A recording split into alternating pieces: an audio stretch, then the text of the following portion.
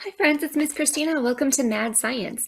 Today we are going to do the floating marker man experiment. So it sounds a little strange, but hopefully it'll work for us. So you don't need a whole lot of materials for this one. You'll need some kind of a white dish. Ceramic or glass is going to work the best. So I have this like soup bowl here. You can use any kind of plate or bowl or something that has sides to it because we're going to be putting water in there. And if it's too shallow, then the water is going to spill over. You're going to have a little flood. So we don't want that. So I have this here. This should work just fine. And you will need some dry erase markers. It's very important that you don't use regular markers or permanent markers. You want the dry erase ones. So I have this Expo brand, and I have a few different colors here. So we're going to test to see if there's a difference. But it doesn't matter which ones you use. If you have different colors at home, that's totally fine. So the only other thing you need is some water. And I have some just here in a little measuring cup. Preferably you have something that you can pour the water into so that you don't have to go to the sink, because we want the water to be poured in kind of slowly, and it can be a little hard to judge that with the sink. Sometimes the water comes out really fast. So I recommend cold water. I haven't had as much luck with warm water. So it's a very easy experiment. You want to take one of your dry erase markers. I'm going to try this kind of purple color first. And in the bottom of your dish, you're going to draw a stick figure. So make sure you ask a grown-up first if it's okay that you do this. The dry erase markers will wash right off. So it shouldn't be a problem, but make sure they're okay with it first. Okay, so I'm going to draw a circle for the head. Okay, and then a body, so just a straight line down. And then some arms and some legs. I think most of us know how to draw a stick figure. So you want to make sure that all of your lines are connected. You know, sometimes when you draw, you don't connect the pieces. You want to make sure that you do for this. That way it's like one whole cohesive piece. Okay, so we have our marker man. And now we're just going to very slowly pour water into the dish. So I'm going to have to turn my camera down so you can see. Let's see here. Okay, that should be good. I don't want to spill either. Okay. All right, so we've got them in there. So now I'm just going to pour my water in kind of slowly. You don't need a ton, but you want to make sure you cover your marker man. Okay. So now, see if anything is happening.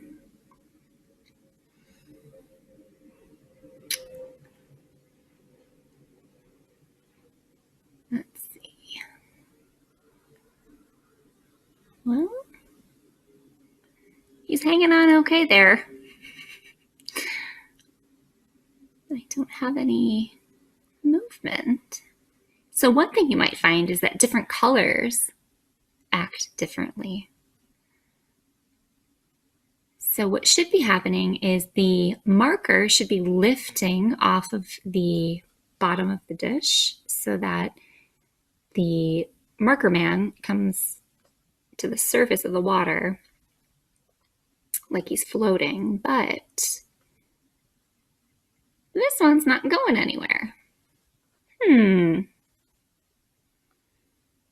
All right. So I'm going to go wash this out and let's try a different color. Okay, I'm back with a freshly cleaned bowl here.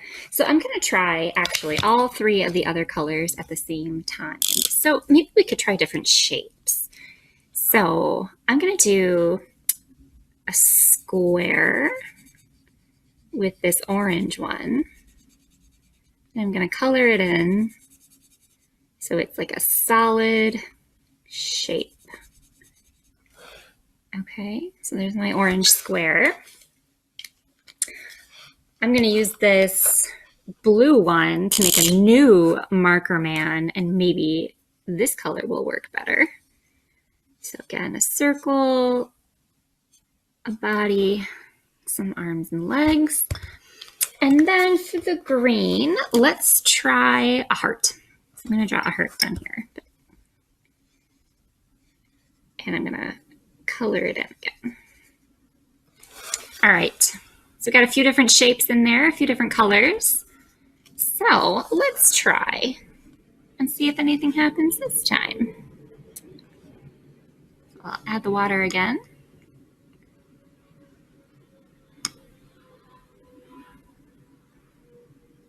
Oh, there we go. Can you see the marker man's head coming up?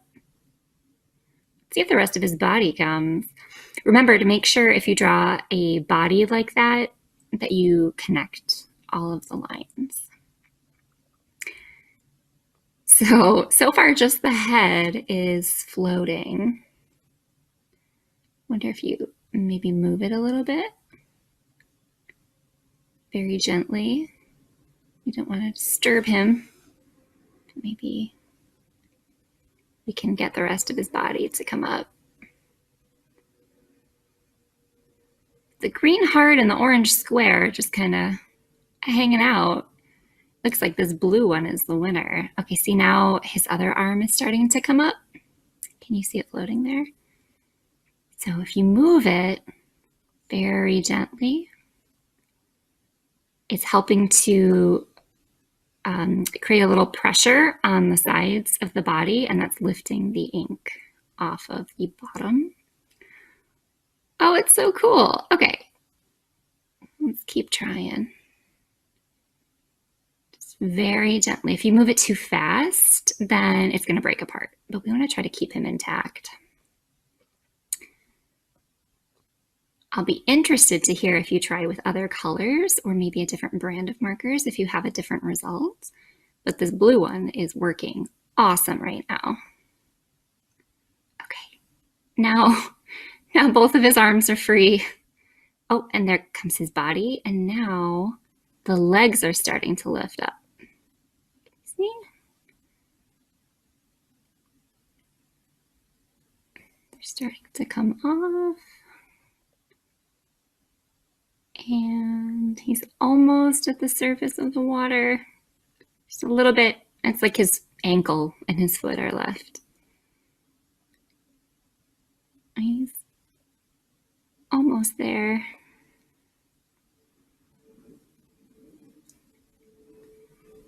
And he's staying the same shape, which is really cool. It's not like the ink is bunching up or anything into a ball. It's just staying the shape of a person. So it'll be curious to see if he stays that way once he's all the way up. Oh, there he is. He's free, but his legs are stuck behind him now. Very flexible marker man. But you can see he's floating on the surface of the water, which is super cool. And even though his legs are like that, it's still, you can still see that it's the same shape. It's just folded over, but you still have the circle for the head and the body and then the arms coming up. So it worked. Now what do you think will happen if we lift it up? If we try to take the marker man out? Should we try it? Okay. Have one last look at it working before we possibly mess it up. Okay. So I'm going to take a few fingers here and I'm going to try to grab him. Try to do it so you can see.